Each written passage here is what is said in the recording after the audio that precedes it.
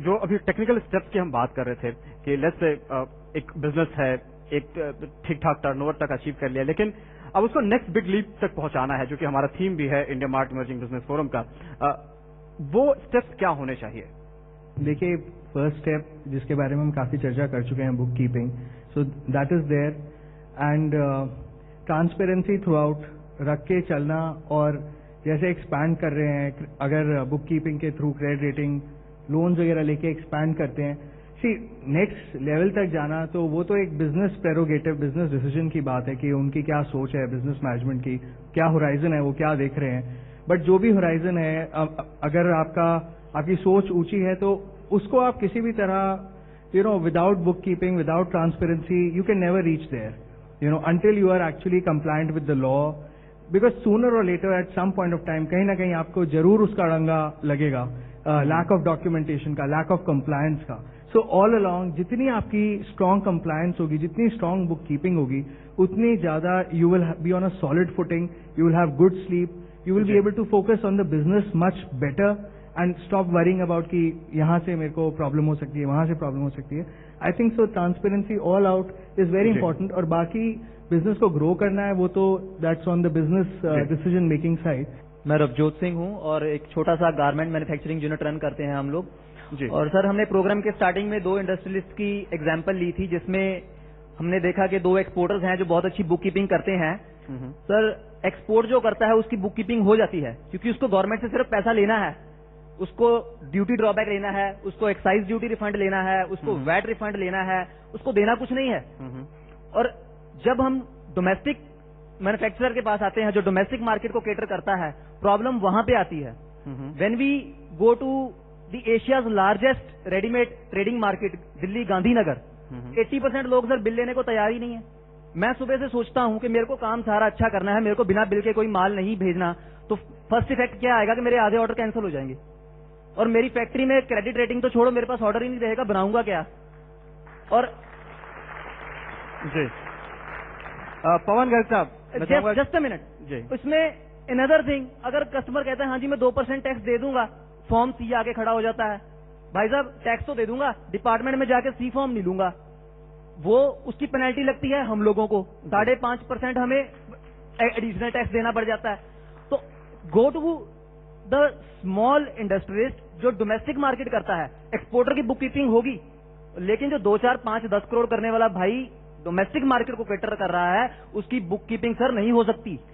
पवन गर्ग साहब, इस बात से इत्तेफाक रखते हैं आप, क्योंकि आप सेम इंडस्ट्री से बिलोंग करते हैं, क्या आप इस बात को मानते हैं? बिल्कुल ठीक कह रहे हैं भाई साहब। पॉसिबल नहीं है ना। जिस तरह की इकोनॉमी ਦੇ ਵਿੱਚ ਅਸੀਂ ट्रेड कर रहे हैं, बिजनेस कर रहे हैं, पॉसिबल नहीं है। लुधियाना बड़ा स्मॉल इंडस्ट्री एक्सरसाइज यूनिट है जहाँ पे, तो पॉसिबल ही नहीं है। सेठ साहब, क्या आप भी इस बात से इत्तेफाक रखते हैं? हमें मेन मुद्दे पे हम पहुंचे ही नहीं जी। हमें जो प्रोसीजरल डिफिकल्टीज हैं वो ज्यादा तकलीफ देती है बनिस्बत के बाकी चीज टैक्स पे करने और बाकी। जैसे जैसे ही हम 60 लाख की सेल से आगे बढ़े तो ऑडिट कराना कंपलसरी हो जाता है। अब जो कानून रिलायंस के, जो कानून ओएनजीसी के, जो कानून टाटा के हैं, वही सारे कानून हम पे लागू हो जाते हैं। जैसे ये पॉइंट है जिसको कि हम बड़े फोरम पे जरूर इसको रेस करेंगे। राजीव, एक बहुत क्विक रिएक्शन आपसे जानना चाहूंगा। उन्होंने जो पॉइंट रेस किया है कि इस तरह से कि ये जो प्रैक्टिकल प्रॉब्लम्स है इनको फेस करनी पड़ती, क्या इसका कोई सॉल्यूशन है या ऐसा चलता था और ऐसा ही चलता रहेगा? सिंप्लिसिटी, देखिए सिंप्लिसिटी ऑफ लॉ। इसका सोल्यूशन एक ही है कि गवर्नमेंट पहले अपना मनसा जाहिर करे। अगर आप जीएसटी लेके आते हैं, अभी देखिए वो भी स्ट्रक्चर कैसा मेस करके ले आया जा रहा है, कॉपी करे जा रहे हैं ऐसे कंट्री से जहां, और इंडिया का साइज बिल्कुल डिफरेंट है। आप हर स्टेट में अलग अलग जीएसटी भी ले आएंगे, वो उसको एड्रेस तो करेगा, इस फाइनेंस को सबको फायदा होगा।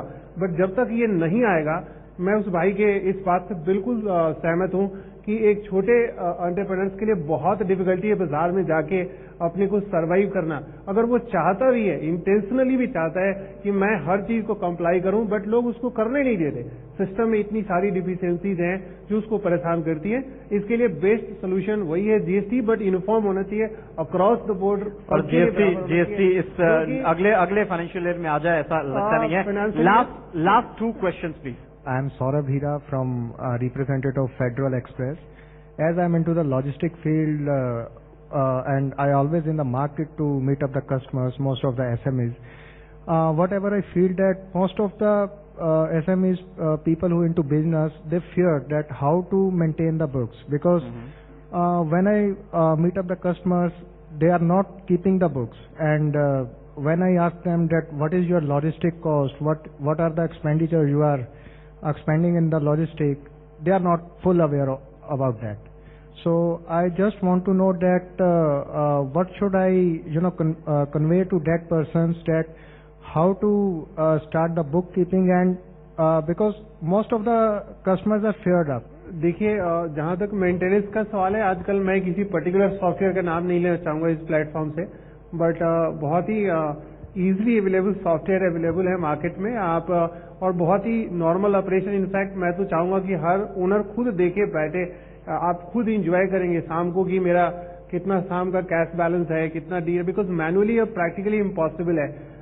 ये चीज आप कम्युनिकेट कर सकते हैं। कॉस्ट ऑफ कंप्लायंसेस बहुत ही कम है, जैसा कि मैंने पहले भी कहा था कि उस खर्चे को आप एज ए सेपरेट हेड ना देखें, उसे आने वाली एडवांटेजेस को देखें कि कल को आपको अपने ही बिजनेस को एनालिसिस खुद के पर्पस के लिए भी करना हो तो वो चीज आपको बहुत आराम से मनूवर करने देती है ये। और दूसरा सवाल है कि आप इस तरह से कैसे कन्विंस करें। तो कन्विंसिंग करने के लिए तो क्लाइंट्स को उससे होने वाले फायदे का, जैसा कि मैंने बहुत बार बताया कि जो एसएमई सेगमेंट के लोग हैं वो अपने को प्लान नहीं कर पाते, इनफैक्ट मीडियम सेगमेंट के लोग भी नहीं कर पाते कि 2 साल 3 साल 4 साल बाद मुझे कहाँ जाना है। और पीयूष ने एक बहुत बढ़िया इशू रेज किया था जो शायद मैं मिस आउट कर गया कि अगर आज मैं मेस में हूँ और आज से मैंने मन बदल दिया, सपोज अन्ना हजारे की टीम ज्वाइन कर लिया और मैं ठीक होना चाहता हूँ, तो कैसे क्या इरादा है। हमारे पास एक आए थे साहब एडवाइस लेने के लिए, उनके पास 63 कंपनीज थे और एक साहब और रिसेंटली अप्रोच किया था, उनके पास 16 कंपनीज थे। अब आप जरा इनका अंदाजा लगाइए, इनकी कॉस्ट ऑफ कंप्लायंसेस, आधे के कॉस्ट ऑफ कंप्लायंसेस कुछ भी नहीं हो रही है। They are all done for managing something some entry है। मैंने उनको पहला एडवाइस दिया कि जिस पे आप बिजनेस जो खराब कर चुके हैं, एक स्कीम ऑलरेडी आई हुई है, उन कंपनीज को पहले बंद कर दो, दिसंबर तक अवेलेबल है, आप उसको खत्म कीजिए, इतिहास को बरी कर दीजिए आप। और एक इधर से भी एक और इम्पोर्टेंट पॉइंट आया था कि जो आपका ट्रेड नाम है या ब्रांड है, जो भी है आपके पास इंटेंजिबल है, कोशिश कीजिए कि वो एक सेपरेट जगह पे रहे, एक अलग कंट्रोल कंपनी में रहे, कि वो सेफ रहे और उसके बेसिस पे आप बिजनेस करते जाएं, आप लोग को जानेंगे। और जो अकाउंटिंग करने से जो एडवांटेजेस हैं वो आपके फाइनेंशियल स्टेटमेंट में खुद दिखाई देगा, in terms of getting more revenues, in terms of making your more analysis of financial statement, getting cheaper source of fund, all those advantages would be very very necessary। और आप जैसे लोगों को भी पता चलेगा कि आपसे कितना कुरियर का उन्होंने बिजनेस किया, पिछले साल कितना किया था, अब कितना किया था, और आपसे भी वो सही तरह से नेगोशिएशन कर सकते हैं कि आपकी प्राइसेस ठीक है या नहीं है। यानी कि राजीव, अगर सारी बातों को कंक्लूड किया जाए तो सबसे अहम चीज है जो कि जिसकी जरूरत है वो है विल।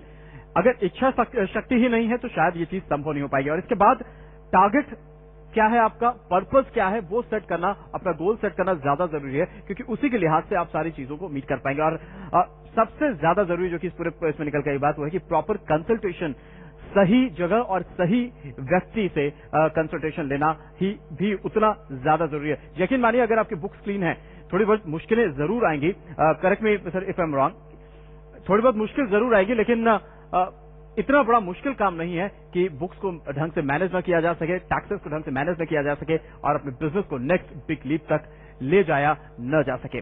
और इसी नोट के साथ इस कार्यक्रम को हम यहीं पर खत्म करना चाहेंगे। लुधियाना के तमाम इंडस्ट्रिस्ट का, आप सभी उद्यमियों का बहुत बहुत शुक्रिया।